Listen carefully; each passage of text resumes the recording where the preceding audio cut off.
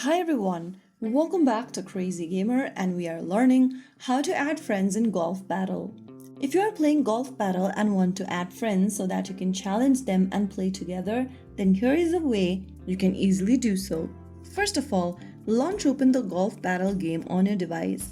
Once you're inside the home page of Golf Battle, go to the bottom of the screen and tap on Friends. Inside your Friends tab, select any one option, that is WhatsApp or Facebook option, in order to invite friends to the game. Choose any one method. I'm just going to tap on the Facebook option. Once you do that, you'll be required to enter your Facebook account's credential, that is your phone number or email, and password associated with your Facebook account, and tap on Login.